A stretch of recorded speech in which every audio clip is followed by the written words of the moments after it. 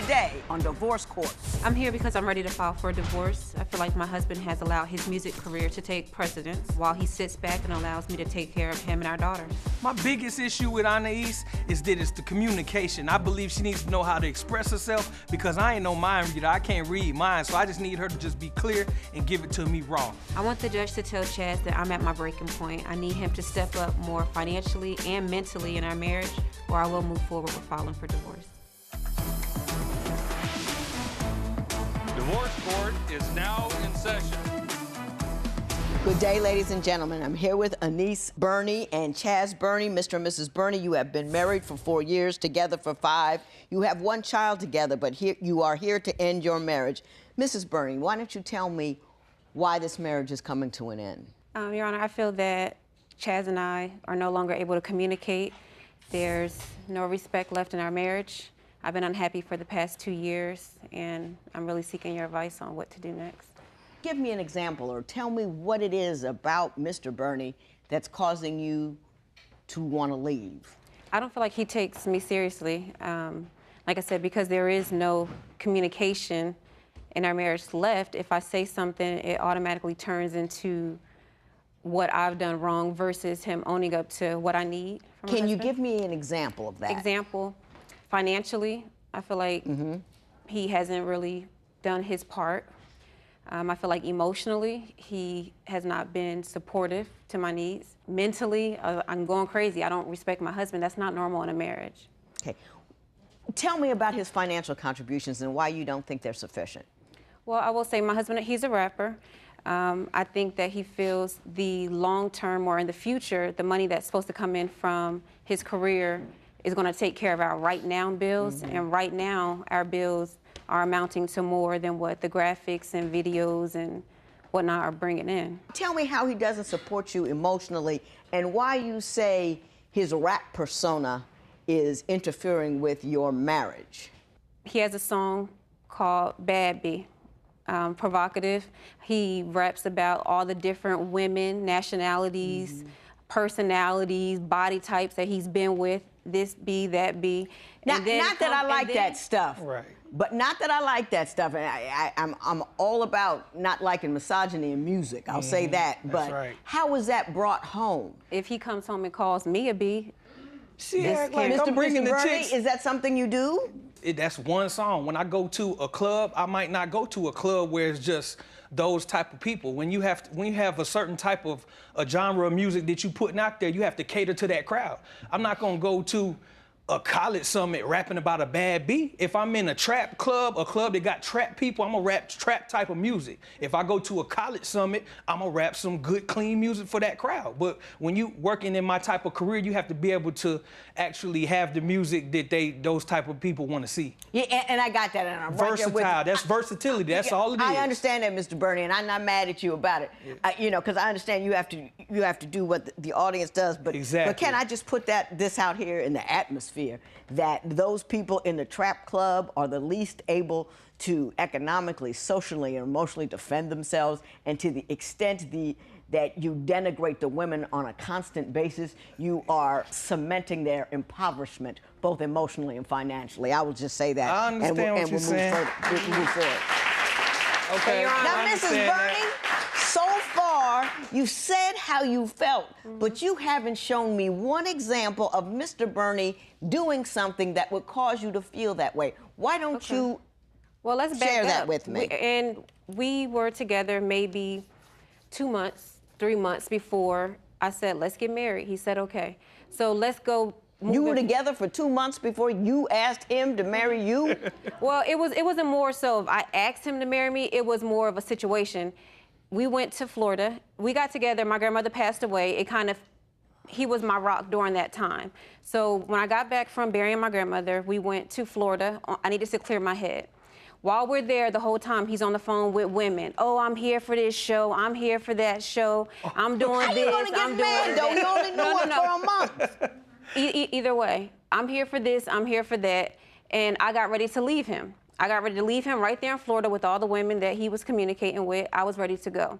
So he made all these promises, oh, I want to be with you, I love you, this, that, and the other. I said, okay, well, let's get married. He's like, okay. How much sense does that make? I understand. She was just How leaping. It was a much leap. sense I think it was does just- that make? I just wanted to see exactly where his head was at that point. And No, so- you didn't want to I see did. where his head was. No, I You did. wanted a ring. Because if you wanted to see where his head was, if he said yes and then you would gone down there, turn right around, it's too early. It is too early. But at that point, Your Honor, I was still married. So it was more so I just wanted to see where his head was. You were still married to your... I was still legally married to my ex-husband at that time. Now, see, she ain't let me know nothing about that, Judge, like, till later on that, hey, I'm going through a divorce, and then I was like, It was way before that damn, time. I'm He like, knew well, that. why didn't you tell me? You didn't let him know up front that He you were knew. still Running the married? game, Your ready? Running the game, Your Honor, ready? it was no. He Look, knew. He knew. She talking to me He about knew. I'm running He the knew. finesse, and I'm really giving He knew. finesse. Your Honor, he knew. Chaz knew from the beginning what the situation was with my ex-husband. I had daughters. He met my daughters before man. we even went to. How long did you know him before you went to Florida with him or wherever you went? It was about 3 months, 4 months or so. And you just go off with somebody after 3 months. Yeah, we did. 90 We went- days.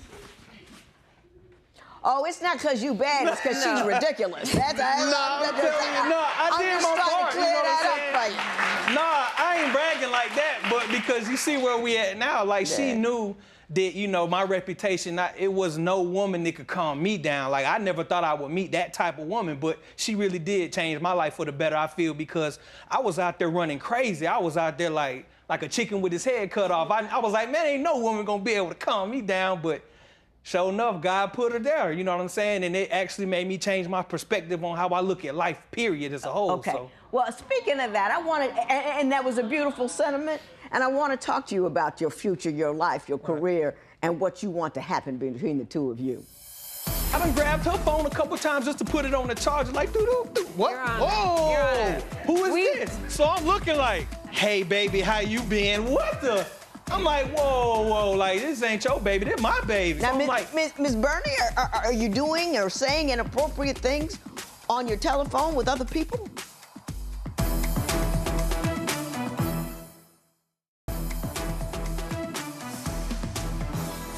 Now, Mr. Bernie, given that you're 35 and your dream is to be a rapper, are you a little concerned?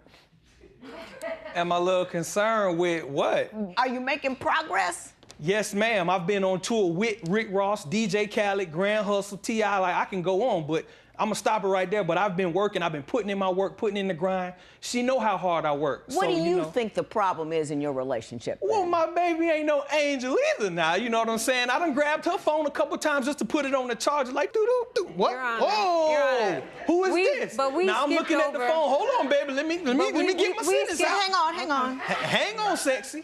So I'm pulling out, I'm about to plug my baby phone up. So I'm looking like, hey, baby, how you been? What the? I'm like, whoa, like, this ain't your baby, this my baby. I'm looking at like, but you know, I'm not saying that, so I'm saying I go push the thing. Oh, it's blue circles, white circles, blue circles. So that means it's been communication going Right. on. Okay, so it's a problem with my communication.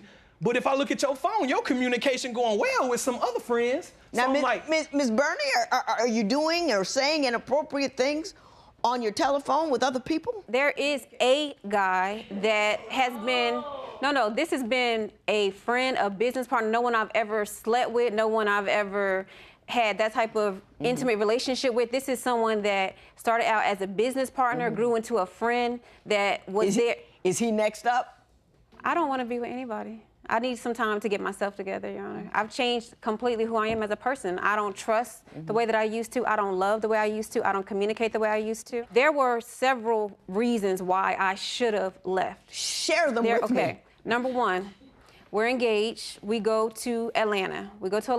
Again, at this time, I was traveling. I like to get away. I never hated staying home. I said, hey, I'm going to Atlanta, just to get away. He wanted to go. Okay, cool, we go. He said, hey, babe, I'm going to go see my best friend, one of my guy friends. He lives up here in Atlanta. I'm going to go spend time with him. We're going to go out to the club. Do you want to go? No, I don't want to go. I stay back at the hotel. He goes, hour, 2 hours, whatever it is, comes back. Everything's cool. He want to, be all on me. We make love. He get in the shower. Next thing I know, his phone is going off from a chick saying, oh, it was so good seeing you. It was nice to see you. So he left me in a hotel room. While he went off to go be with Mr. Bernie, you care to explain that one?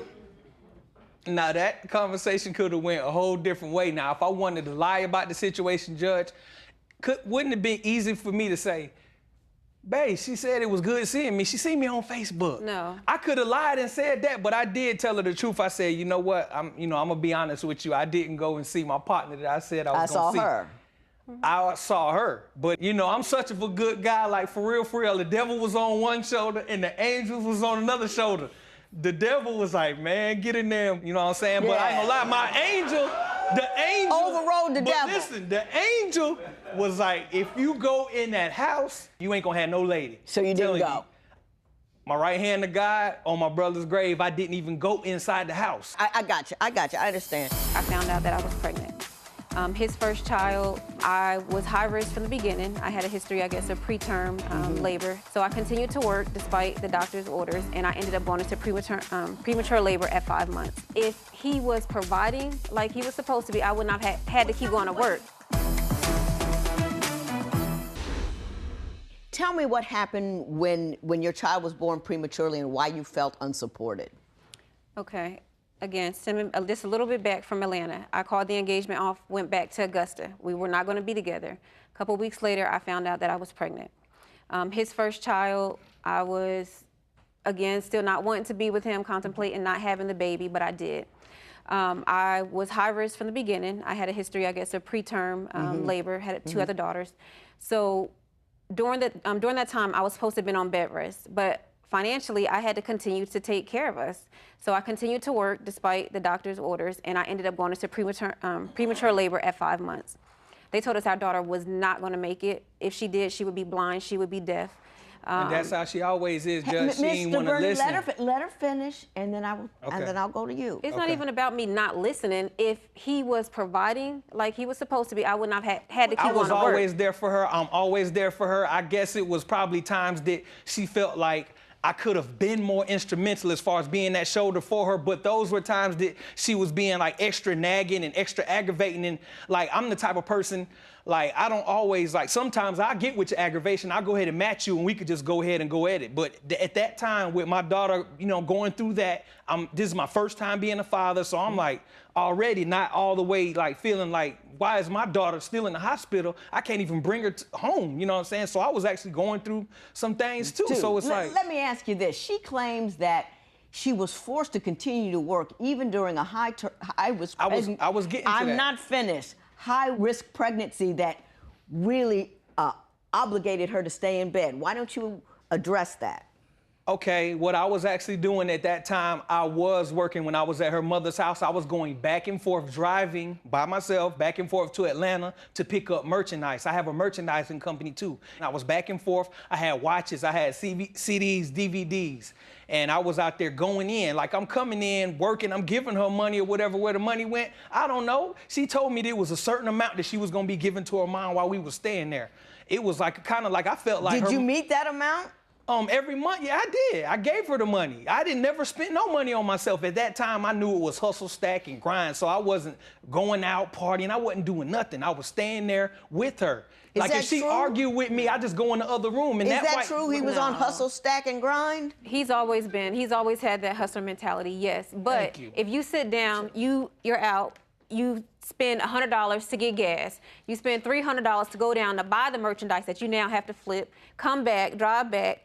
By the time you're out there all day, all week, and you bring home $500. Well, subtract the $300 that you just spent going to buy the merchandise. Okay. Subtract the $100 you just spent driving down there to get it. It equates. It was not very much. Trying to cut them numbers down. I'm not trying to cut them down. I'm giving you exactly what it is. I understand what she's saying. I understand. It was not enough. It's a certain amount to that, but that's not true. I understand what you're both saying. I got it. It wasn't enough. I got it.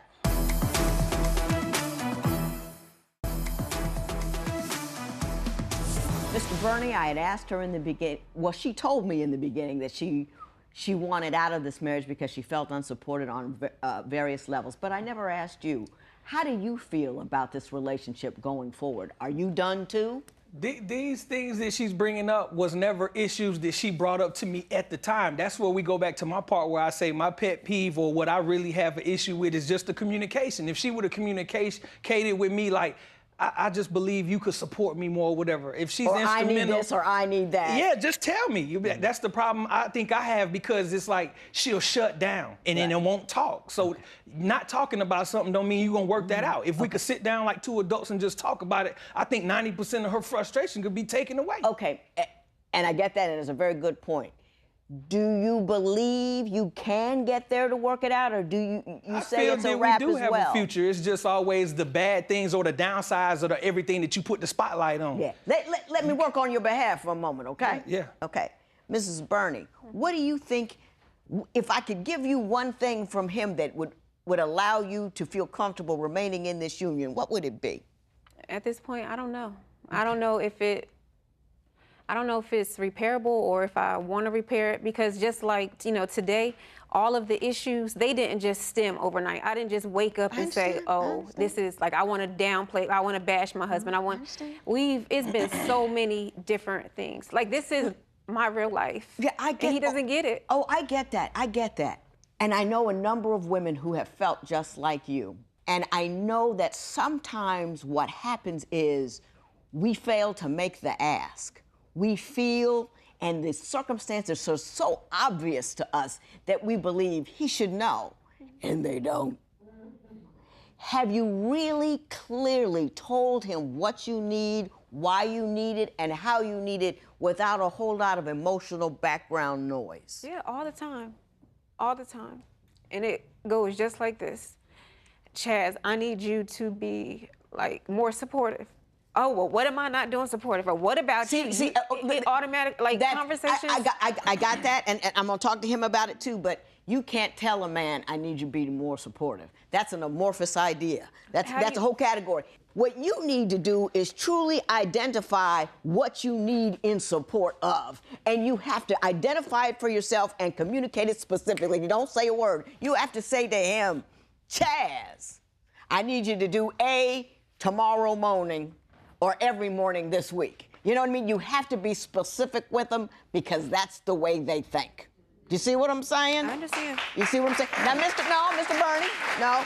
Now, Mr. Burney, when she's being upset and she says something amorphous, you have to say, honey, I know you feel bad. I understand that. You have to hear how she feels. She has to hear all of it, because hearing is half the thing. Listening to us is half the battle. And then you ask, what can I do?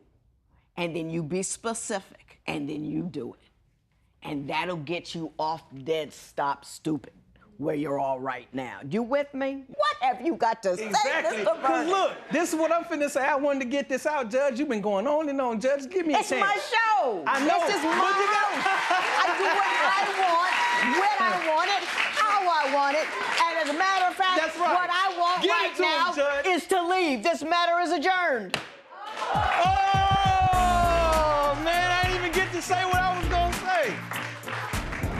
I don't know if there's hope for our marriage right now. I don't know what to think. My wife is very emotional. Sometimes she may feel like I'm not paying attention, but I'm always paying attention. She might feel like I'm taking it as a joke, but I'm not taking it as a joke. It's just a way of me saying that, you should lighten up and not be so tight-cheeked all the time. It's not all about just being always just over the top. It's a game. Everything is a joke to him. He's like, oh, this, oh, the music. Trust me, it's more than that. I didn't just wake up like, oh, I don't trust him or we can't communicate.